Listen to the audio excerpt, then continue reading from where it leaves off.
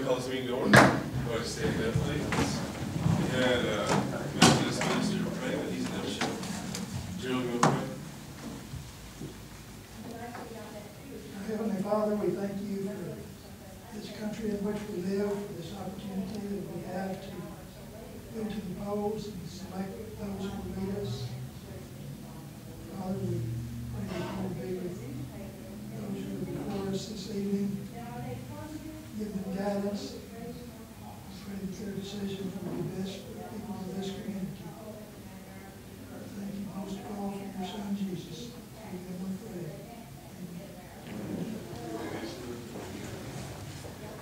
Allegiance to the flag of the United States of America and to the republic for which it stands, one nation, under God, indivisible, with liberty and justice for all. Okay, here we go. Call to order the regular meeting of the hospital, public works, solid waste, industrial, and airport authorities, and consider a motion for approval of the consent agenda. Second. Trustee Hewlett? Yes. Trustee Martinez? Yes. Trustee Lowry? Yes. Trustee Randolph? Yes. And Chairman? Yes, no action items here. Trustee reports. City manager report. Audience participation regarding these authorities. Did you mention recreation? Did I say that? No. Yeah. Okay. Okay, so that's next. Audience participation. Consider a motion to adjourn this portion of the meeting. Yeah, I'm sorry. That's the trustee report, so please reference. I was wondering if you could give me some intel on why we changed the hours on the, for people that dump trash. Yes. Donald, can you come in? We changed those where it'll be closed Sunday and Monday and change the hours to where one man can staff it for 40 hours. Okay. We won't involve 2 employees. All right. I've had a couple of people call me concerned about that, contractors like myself, that if we're working on a Saturday and have limbs or whatever it is that we need to dispose of to continue to work on Monday, where are we supposed to take them? Or what are we supposed to do? When we changed the hours to 10 o'clock, that kind of put people in a bind that use it frequently, and I understand wanting to man it with one person for 40 hours,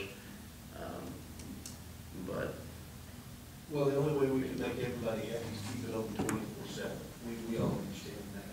I understand keeping it open on Saturday, but that's when a lot of working people that work 40 hours a week, Monday through Friday, 8 to 5. That's a good thing for them. correct. We're trying to hold expenses down and still provide a service, and we know that there's going to be sometimes that we do it that it's not going to fit. Right now, the way it is, you would have to wait until Tuesday to bring your limbs into the pile. Correct. I know that's going to inconvenience some people, but I honestly don't know how to work around that and leave it open all the time. We don't have the ability at this point to have a part-time employee to work some of that time period. I mean, it was a 40-hour work week was the issue. Right. Having employee availability. I don't know that we've got somebody that we can take off of another crew and put their own Monday. What we had hoped was people would change their work schedule and work habits to fit this new schedule. We'd be able to take care of it with one man. That's what we're trying. What was the change? You just being closed on Monday? Yeah. Otherwise, the hours are the same. Did the hours on Saturday change? Then the hours on Saturday change? I think it's open 8 to what, 4 on Saturday? It wasn't for a long time.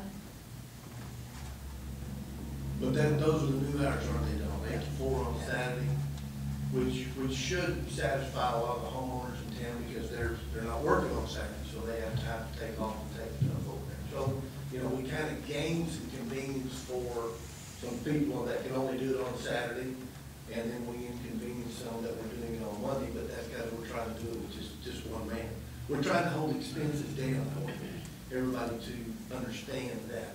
And I know you do. I know everybody's pocketbook feels the crunch with the oil industry having cut back and the water restrictions, which, you know, haven't been imposed by the council. I know we discussed tonight to say water for us, well, when you generate revenue through the sale of water, board really puts a crown on that side as well. So we understand the inconvenience, but we did have to recognize the reason that we did it. I hope the public will understand and work with us. Where is it at? Where's the lemon? Is it down there at the deli? Ben Smith? Okay, yeah. Okay, that's Saturday. Consider motion to adjourn these authorities? Anybody? So. I'll second that. Trustee Martinez? Yes. Trustee Lowry? Yes. Trustee Huber? Yes. Trustee Rodo? Yes. And Chairman? Yes. On to the recreational authority agenda, and anybody have a motion for approval of the consent agenda? So moved. Second. Trustee Huber? Yes. Trustee Martinez? Yes. Trustee Rodo? Yes. Trustee Lowry? Yes. And Chairman? Yes, we have it under golf advisory board position. Lisa, we had an individual retired, remind me of his, Mike Scott? Mike Scott. I believe he was the chairman Yes. who is leaving town, did a great job. Or I know he was always very active and served for numerous years, I'd say. And I believe there is a person that has applied. Two. And that would be James Fairmont. James Harold. I'm sorry. Oh, yeah, you wanted to stop this? Sorry. And Ashley Kelly. That's James. Ashley is involved with the Clinton Ladies Golf Association, did I say that right? Yeah. Both individuals have made applications for that position on the golf course. Yeah, James, and James doesn't want to go. She currently attends due to the fact we lowered the members to 5. We had a 7-member committee at one point, and the men's golf association president and the ladies golf association president were part of that committee, and then we moved it to 5. But she still, Ashley participates, she still attends, she's just a Ex-officio, yeah. non-voting member, Yeah. and her application is to be a voting member, Yes. I think. She goes to the meetings. As a representative of the Clinton Ladies Golf Association, she's pretty active out there. Yeah. That's interesting. And so is the president of the Men's Association, Exactly. Bobby Richardson. Well, what are we gonna do? We have two, hopefully pretty good. We don't change this after all the time. Also. Somebody wanna nominate somebody, or we could ask the golf board who they want, we could take the easy way, I think. It's actually your appointment. Oh, it's the mayor's appointment. You usually do so with the advice and consent of the council. Okay, well, that's what I'm asking for. Anybody? I wanna ask the golf board guys and see who they wanna work with. That's what I'm gonna think. What? It's a good problem to have. Yeah, it is. I'll say that, you got to. There's nothing wrong with asking That's the right. golf board, is there? It sounds like that's your discretion. Yes. I'll ask them. I know. I got a, relationship with those guys. I think your brother's actually the chairman of this. Yeah, he is. I can get a hold of him. Yeah, by default. And I borrow money from one of them, no, yeah, being proper. I'm gonna table and ask the golf board. Trustee reports? city manager's report? No, sir. Audience participation? Motion to adjourn the recreational authority meeting? So, Second. Trustee Hewlett? yes. Trustee Lowry? Yes. Trustee Martinez? Yes. Trustee Rhoda? Yes. And Chairman? Yes, on to the city council agenda. Motion for approval of the consent agenda? Second. Councilman Lowry? Yes. Councilman Martinez? Yes. Councilman Rhoda? Yes. Councilman Hewlett? Yes. And Mayor? Yes. Action item A, resolution 846 regarding amendments to trust indenture with retirement fund. Lisa, I think you've been in discussion with the representative of the OMRF. Yes. The Oklahoma Municipal Retirement Fund has provided each community that participates with two documents. One is a joinder agreement and the other one is a trust indenture. They are proposing to modify the trust indenture so that the way it is set up now, if someone were to want to find out what the value of their account is, they can only tell you monthly. And there have been numerous requests to find out daily what their balance is. So in order to be able to give people daily balance totals, they would have to amend the trust indenture, which gives the organization and the administration procedures to the Oklahoma Municipal Retirement Fund. So they are asking each community, each member community, if they want to amend the trust indenture to allow this. So adoption of the resolution would show your support for that, and 2/3 of the participating municipalities would have to approve this before the trust indenture could be modified. Okay. So basically, it would be for the individual participants to be able to look at their Daily. contributions and their returns daily. Correct. Who does he know? I'll make a motion that we approve resolution 846. Yes. Councilman Hewlett? Yes. Councilman Rhoda? Yes. Councilman Lowry? Yes. Councilman Martinez? Yes. And Mayor? Yes. Action item B, street sweeper lease purchase agreement. Donald, would you please address it? You know, our current street sweeper is broken. It needs about $30,000 worth of repairs to it, and at the end of the $30,000, we've still got a 13-year-old street sweeper. We've got 3 different quotes from different companies. All of them have provided a lease purchase program on all 3 of the different sweepers. The one that came in lowest is the Timco sweeper, and the lease purchase that comes with it. I've had experience with Timco sweepers previously at the air park, but I mean, as far as equipment goes, they're good equipment, and that's kind of where I'm recommending we go with it.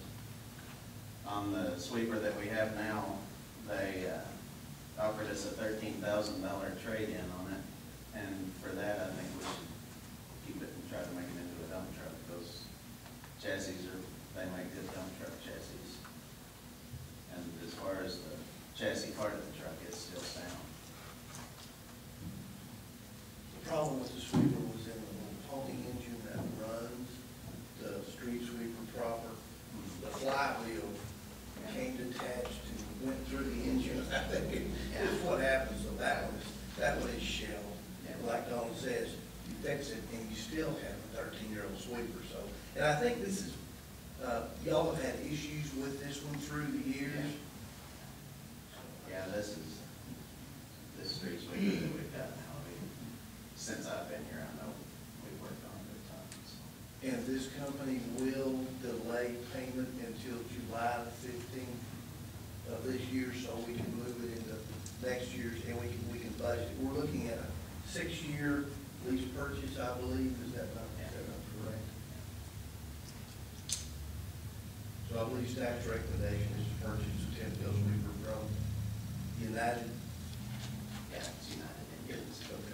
Anybody have any questions or comments up here or motions? I'd make a motion with Donald's recommendation and we'll get the street sweeper and not trade the unit and keep the located. I'll second. Councilman Rodoff? Yes. Councilman Martinez? Yes. Councilman Wiley? Yes. Councilman Huglen? Yes. And Mayor. Yes.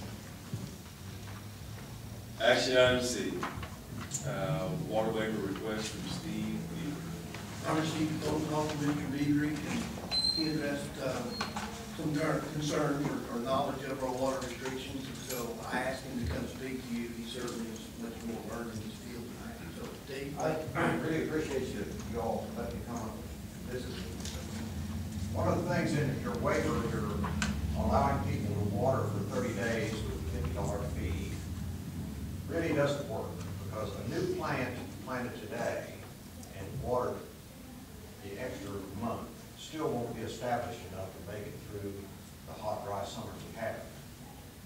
I realize that we're really in a mess on water, and I see that you guys are making progress to correct that, but in the meantime, horticulture in Clinton is having a real hard time.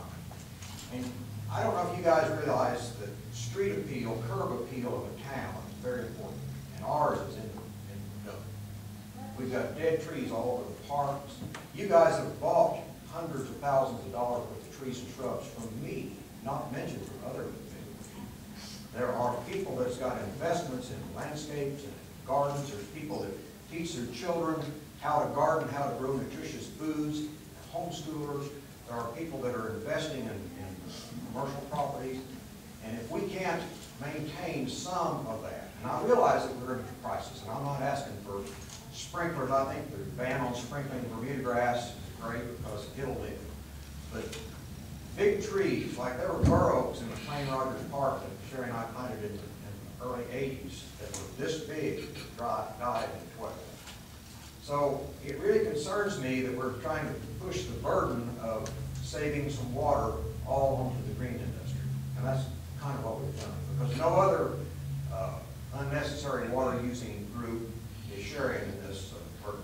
So it's come to my attention by a lot of my customers, a lot of people, a lot of gardeners, a lot of people that have tomato plants or have some trees or shrubs they want to establish in their yard or maintain the investment they've got in their property, have requested that we try to make this more fair and have everybody to help with the water problems.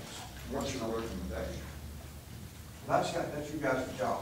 What are you going to recommend to us? I recommend that new planted plants, in other words, a new tree, a new flower bed, be able to be watered for more than 30 days, at least through the first growing season. 60 days? Well, all right, if you plant it 1st of April, 60 days is going to put you into August. That way you have to be longer. Sure. If a plant is planted like in September and watered in, they actually grow roots. Unfortunately, a lot of people want to wait till spring is the time for planting. Really, the middle of winter is when you should be planting. But I can't change people's desire to plant now. But the bottom line is, anything that's planted now and only watered consecutive 30 days, and then go to that one time a week or the rule, it's new. So I would like to see us try to encourage more xeric type plantings, plantings that are more water, not as demanding. Yet that's a whole lot, do we want to look like Santa Fe? Do we want to look like El Paso? We really need to keep our look like Clinton, which is the southern Great Plains, which is trees and grass. And I just hope that there's a way that we can find other water expenditures to help share the burden and give people a little bit more time to establish their plans. So really that's about all I'm just kind of giving you my 2 cents.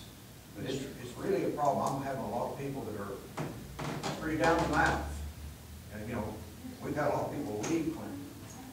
And we have that $200,000 we're spending on a street sweeper should be used to put trees back in our parks and remove the dead ones. There's some blocks in Clinton that have up to 50 dead trees. It's not all on city property, it's just dead trees.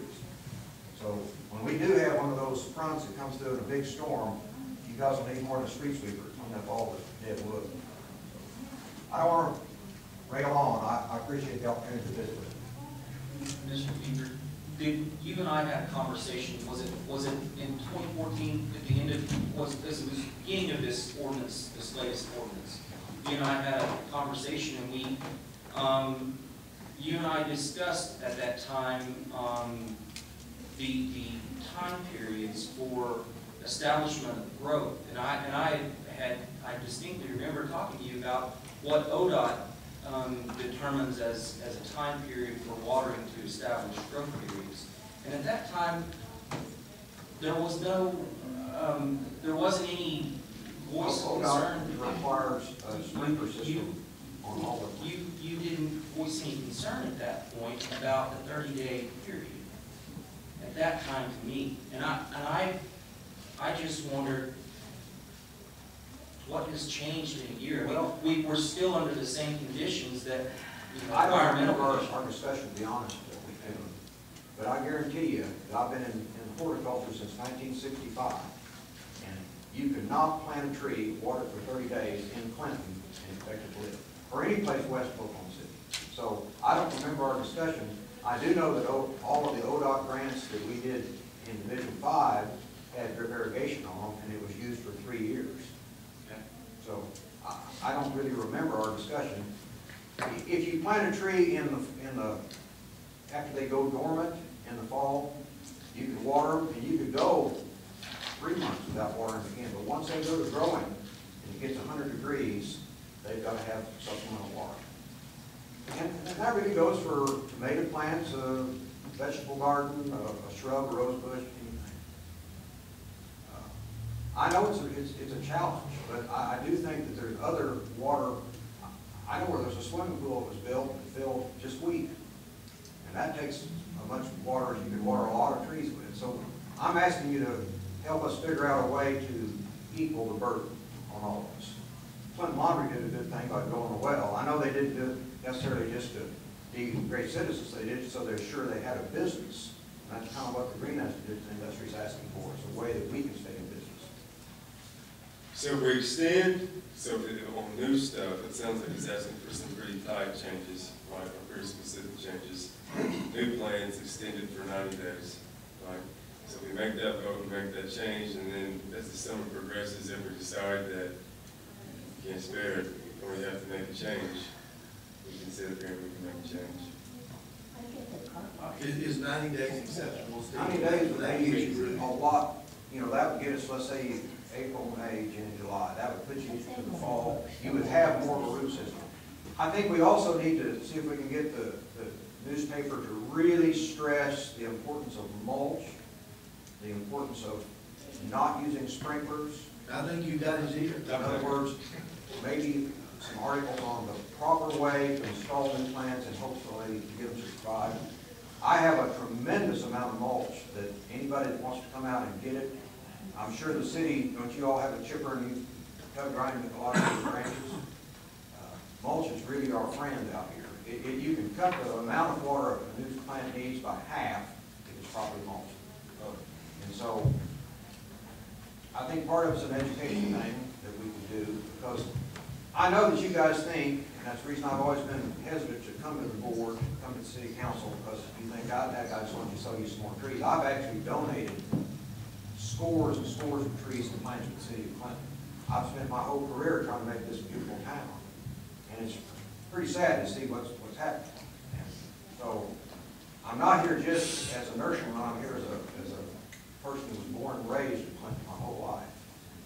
I think this is really something, you know, when we come to Clinton, when you go to a new town, most all the people that I talk to look at what kind of parks and trees and curb appeal and how they feel. Don't necessarily go and look if their cars are there. So keep that in mind, that having some curb appeal is very important. And we need to figure out a way to do that. I think as I conveyed to a couple of city council after this was put on the agenda and is being discussed, I got an email from an individual about potted plants. How, you know, there are a lot of people that raise vegetables from potted plants, so if the council considers it, I would ask for a potted plant exemption. I have some customers that take a bucket into their shower. Now, this is no kidding. These are not weirdos. These are real people. I know They put a bucket in their shower while the water's getting warm, and then they set it out, and after their shower, they take it out and water their shrubs. So I know that sounds hokey, but we're in a kind of a tight now, and so those type of things, I don't guess that'd be breaking the rule, because that's water that would be wasted anyway. So 90 days would certainly give, and I'm trying to talk people out of putting out bigger, more needy plants now, even though, of course, fortunately, I have a trade area that's much bigger than just, you know, Clinton and Cordell and Hogan. So it's not going to kill us, but it still hurts me when my customers that I've known all my life come in and say, oh man, I've lost so-and-so and my landscape's bad and I wish I could plant. So I can just.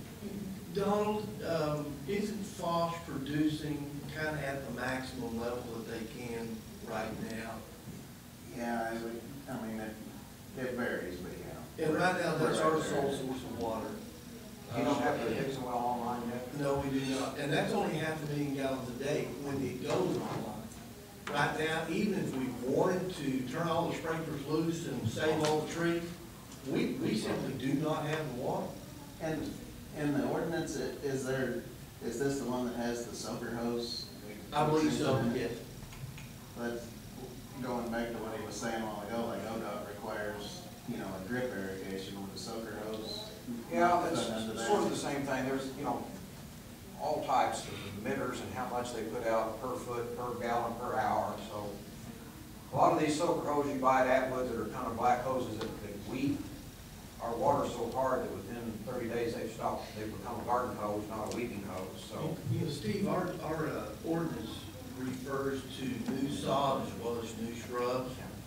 Do you have any idea how much? new sod is one thing that 30 days of watering will probably get. Bermuda grass is a tremendously tough plant. I mean, ODOT now, we used to just plant it in the summer. ODOT now rolls out Bermuda grass year round. When they did the road to Arapahoe, it laid out there basically all winter dry and most of it lived. So 30 days on Bermuda grass sod, I think would be adequate. But on a new tree or a shrub, a vegetable garden, that wouldn't be enough. Well, then tell me, and this is one of the reasons I asked Steve here, because of his knowledge of this area. Between the average side yard in Clinton, if it were new sod, versus 2 or 3 freshly planted shrubs, which one's going to require the most water? Oh, it's a lot by far. So you're saying that if we kept the 30-day restriction on sod and increased to 90 days, is that sufficient? 90 days, you know, that's pushing it. But see, if you got 90 days, even if in August the trees started to suffer a little bit, you can still water that, your acquitted, you know, your allotted time on an odd even basis. That will get it on through to the fall. And you're wanting, on these freshly planted shrubs for 90 days, Yeah. or trees, you're wanting unlimited. No, And let's call it hand watering. I don't think, I think to be able to go out, say every third day with a hose, and, you know, we recommend you put a dam around the tree that holds about 20 gallons. So to be able to go out 2 or 3 times a week and give it 10 or 20 gallons with a hose. And the way I understand the ordinance, and I may not be correct, is you're not supposed to hand water with an open-ended hose. Is that correct? Correct. I think that's the part people are having problems with, not being able to go out and actually, instead of a drip line, actually, like on some of the ODOT projects, we ran those drip lines 24 hours, 3 times a week, 24 hours periods, 3 times a week. And that's basically on all the taps, like all those big ball cypress on Gary and Modell, and of course all those junipers out. You ought to take out all those junipers out there on the interstate that burrows are still alive. Being able to water a tree with a Well, it currently reads that the plants are established but not to exceed a 30-day time period and only between the hours of 6 p.m. and 7 p.m. Is that 7 days a week, or, because there's about 3 different restrictions here you keep referring back to?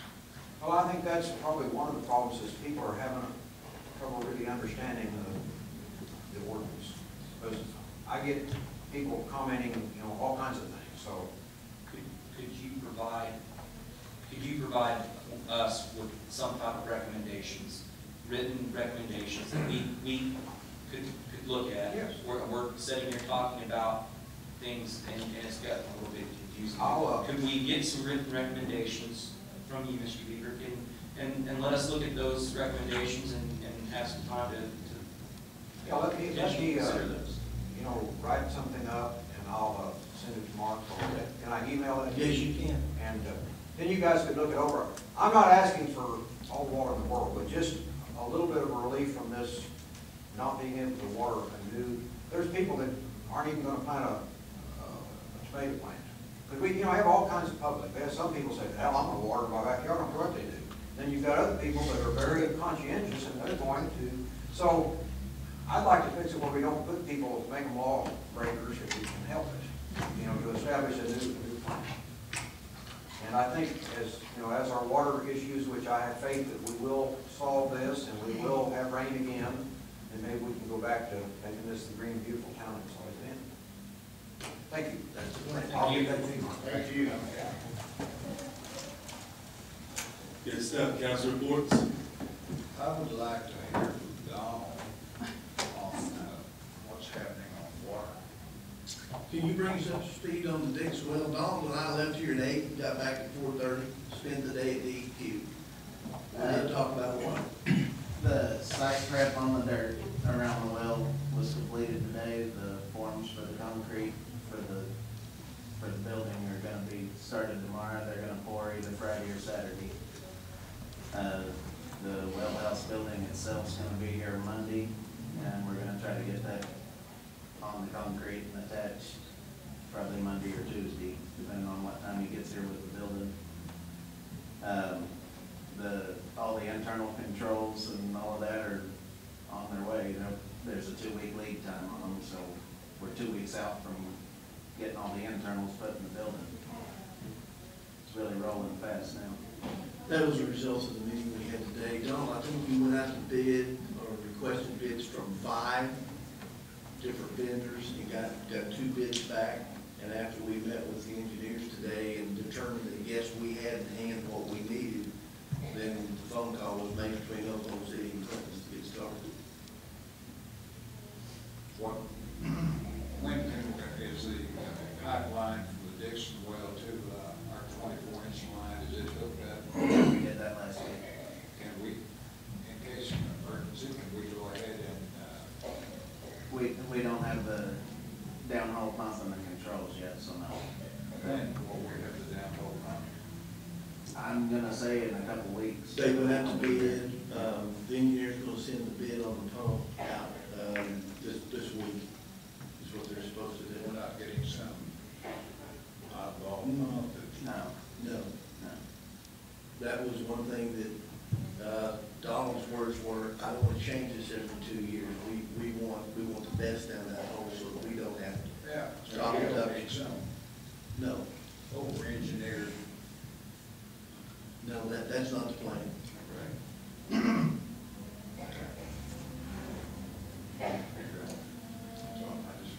Is there a water quality testing made on that water, pH and everything? Is it available to the public? That's gonna be up to Mark, but yeah, the water quality. We did that with an MCA, or MPA.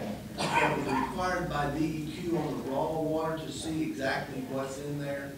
That was 3 weeks ago. They told us that we'd have the result in 3 weeks. We don't have it back. This is the 4th week, the second day of the 4th week.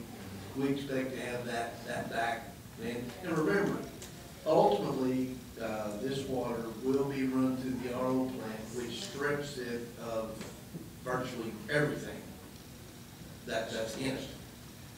It has proven itself to be clean enough that we can chlorinate or disinfect the water and put it straight into the So water you're gonna have a system. tornado out at the well There'll side? be, yes, there will. There'll be a temporary chloramine generator.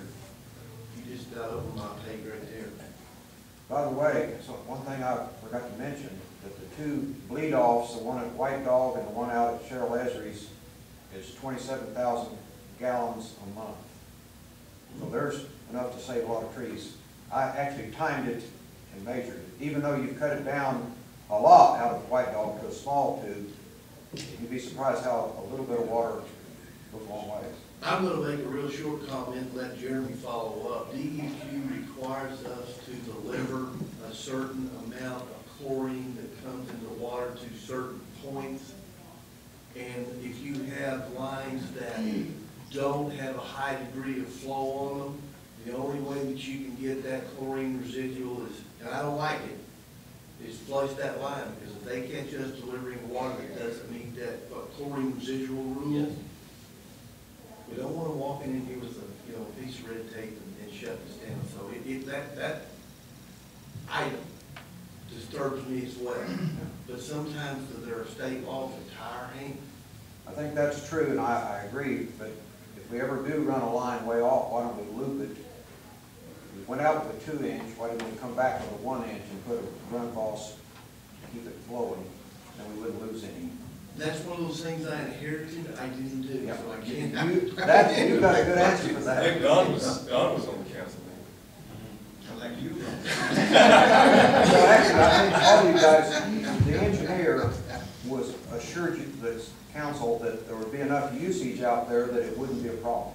And it has turned out that there's not enough usage. So it's not anybody's fault. It's just, if I'd been on the board or the council then, I would have not thought of that either. But after the fact, and I've seen all the water wasted, I thought, gee, I wish we could have just put another pipe in that same ditch and brought it back. Well, your water lines that go away from the city as far as they do an issue, but your water towers are an issue as well.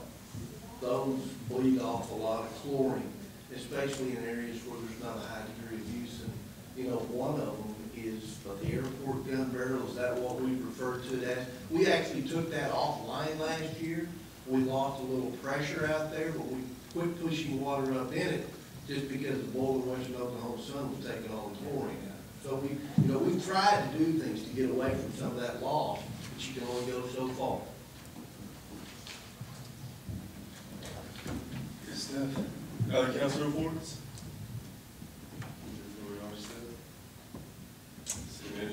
Feasibility study on Gary Boulevard and the interchange. Went through the process of selecting a consultant, which turned out to be an engineering firm. But let me back up. I think most of you know what I'm talking about, but for those that don't, the interchange out here at Gary Boulevard and I-40 is probably, it is the worst interchange on an interstate system in the state of Oklahoma. And I think everybody in this room knows that. It's pretty dysfunctional. That was one of the first things that was brought to my desk when I got here. These were drawings of what we need to do. Well, Brent Almquist, I'm going to call him regional engineer out here, got involved. And I had a meeting with him, and he asked me, he said, what's the one thing that you would do about this town's transportation system if I had the right to choose? And I said, that needs fixed. The next thing I know, I'm in Oklahoma City in Gary Patterson's office, talking to him, and that turned into a feasibility study, which says the city council agreed to fund up to $250,000. ODOT placed me on the selection committee, or allowed me to participate in the selection committee to select the firm that would do the feasibility study. Once that consultant was selected, then the project was discussed, and a fee was presented by that consulting firm. Now, in that time period, something that took place is the scope of the project was changed. Feasibility study simply tells you, yes, it's justified, or no, it's not. ODOT looked at the consulting firm, which is Pole Engineering, I believe, and said, we want you to provide us with options. Exactly what will you do out there to fix this problem? Well, that means that surveys take place, engineering begins, so you can see that they can see that their recommendations fit. The fee that was submitted to the Oklahoma Highway Commission, who makes the determination of how the transportation dollars are spent, that fee that was presented to them was $1.25 million. That proposal was approved yesterday. So ODOT is going to ante up $1 million, and the city will still be obligated for their $250,000. But it looks like, after I don't know how many years, that the Gary Boulevard interchange is actually going to be addressed. How long will it take to get it fixed? I don't know. It's a multi-million-dollar project, but ODOT is to be thanked because their dollars are as tight as anybody else's is. You know, you hear about the bridge issues. They've got a place to go with every dollar that they have. But they have put Clinton on the map this one. So if you ever have the opportunity to meet with Brent Almquist, or is it Will Snipes? Yes. And Taylor Henderson, they were the ones that were instrumental in getting this to the attention of Oklahoma City. You know, just tell them thank you, because without their interaction, I don't think that I'd be making this report to you today. Well, that's great. It really is. When I saw that 1.25, I thought, well, this deal's over. You know, we're not going to go any further, but it did go through. Yeah. What are they doing with all the cement on the trailers out there that was there yesterday? Man, I don't know. Great follow-up question, man. The cement. There was one trailer that had enough cement bags on there to do a whole block. There was another one that had a bunch on it and a wheelbarrow, and they were mixing it up in a wheelbarrow. And on another corner, there was some guys with a bunch of bags of cement going to do something. Who's doing that? Is that some of our guys? What street is that on? Where Lexington and where you come out of McDonald's and Kmart and Brahms, and you got to decide which way you're going to go before somebody hits you. Well, it's the God's truth. Yesterday, I was sitting there thinking that this lady, and it was a lady, going to turn left because she was in that lane of traffic. And so I pulled up here because I was going to turn right and go home. What does she do? Oh, I'm not going that way. I'm going to go this way, and pull out in front of me. So it's, you know, I don't know what they're doing, but they got a bunch of cement bags out there to do something. And I can't answer what they're doing because that's ODOT, that's their highway, they address that. But I will tell you that the safety issue of that intersection is really what's got us as far as we are today. I've sat out there and watched people back down the westbound on-ramp, clear back to the intersection, or if they got back far enough, they'd duck across that median. So yeah, ODOT understands the safety and danger of the issue, and you're not the only one. So, but anyway, they have chosen to address it. So, you know, when you see them, thank them. So there was originally $500,000, right? That was well, in ODOT's educated estimate, they thought that $500,000 would cover it. Then I have to say they changed the scope of the project, but they did not come back to the city of Clinton and ask them at that time. They did not ask them to front any more money for the feasibility study. How long does it take, the feasibility study? I believe it's projected to be completed next fall. These things take time. There will be some public meetings where, you know, the public will be invited to, you know, give your, and that's where they need to hear some of this. People backing up. I mean, you drive by, it's pretty easy to see what's taking place. But I believe in the fall of 15, the study will be complete. The fall of 15? I mean 16, I'm sorry. Don't get excited. Yeah, so it's going to be tight for me. It's going to take a while, but you've been stuck with it for what, 25 years? Yeah. No, that's like they're serious and they're willing to play. That's kind of what I saw. Very, very nice. That's all I have. That's pretty, artist participation? Yes, sir.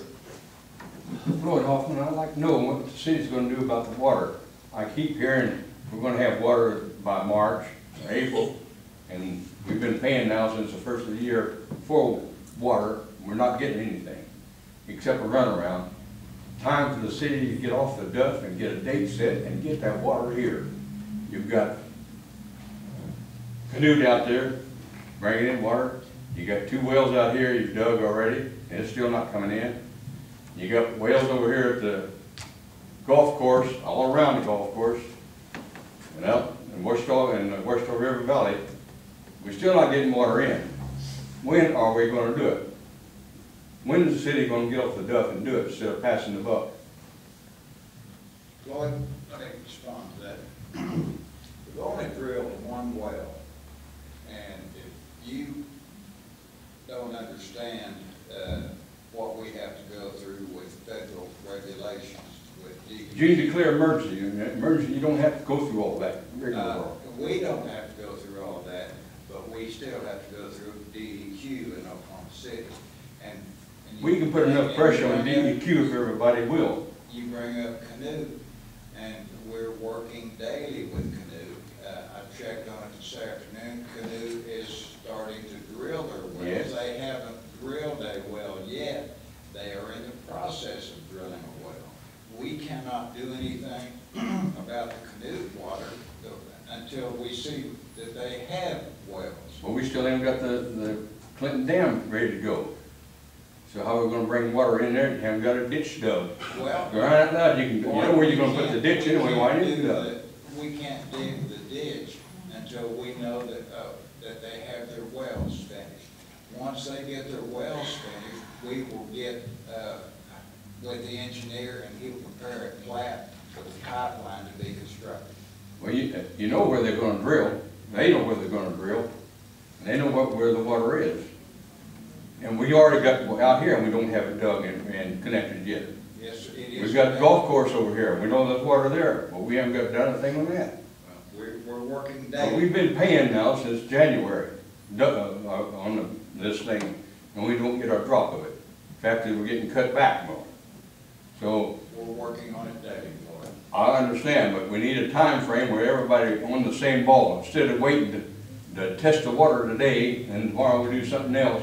Get it all done at one time. You know, that you can test flow and test the quality of the water at the same time. You don't have to wait a week to go back and test it. They do it in other wells, so why can't we do it here?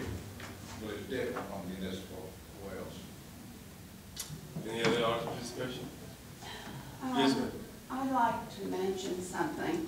I'm Joyce Kenny, and I used to come to the board meetings quite often years ago. But the water issue is so important.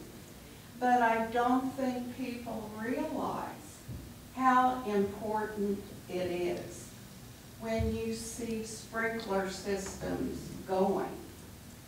And, you know, no one does anything about it. But there are so many ways to save water.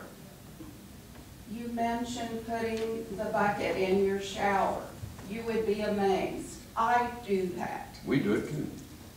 And I have quit planting a lot of flowers because I know and I'm afraid that in the years to come, it's not going to be any better, so why do it?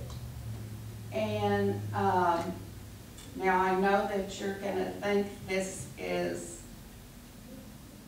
crazy, but I mean, I'm single, so I don't have a whole family. But if I had a family, flushing the commodes, when kids just go urinate, you would be surprised how much water you can save by not flushing your commodes every single time. I don't. That's just me, one person. But between that and the bucket in my shower and turning the water off and on when I brush my teeth, because I can't afford your water bills. But I just think people really are not aware how serious this is. If you have watched TV at all, or those of you that get on Facebook and see California, how drastic it is out there. I mean, it is so bad in one community where they are delivering 12 gallons of water a day to some people. Now, do we want that? I hate this, Mr. Biebrey, but do we want that in order to brush our teeth and wash our face, or have beautiful trees and flowers, which I have always had, but I don't anymore.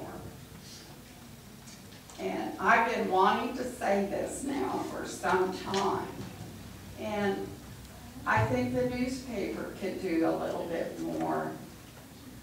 How serious it is, and not to let water run down the street, which I see once in a while. I just came back from Yukon, and they have a problem over there. You know, and I don't know if we enforce the fines here for people. I think we did. We do for catch. Yeah, we did. If you catch it. But that's all we do. But anyway, I've just been wanting to say that. It was well said. Thank you. Thank you. Thank you for doing your part. Any other audience participation? Consider motion to adjourn this meeting. So moved. Councilman Huglen? Yes. Councilman Lerdo? Yes. Councilman Lowry? Yes. Councilman Martinez? Yes. And Mayor? Yes, ma'am.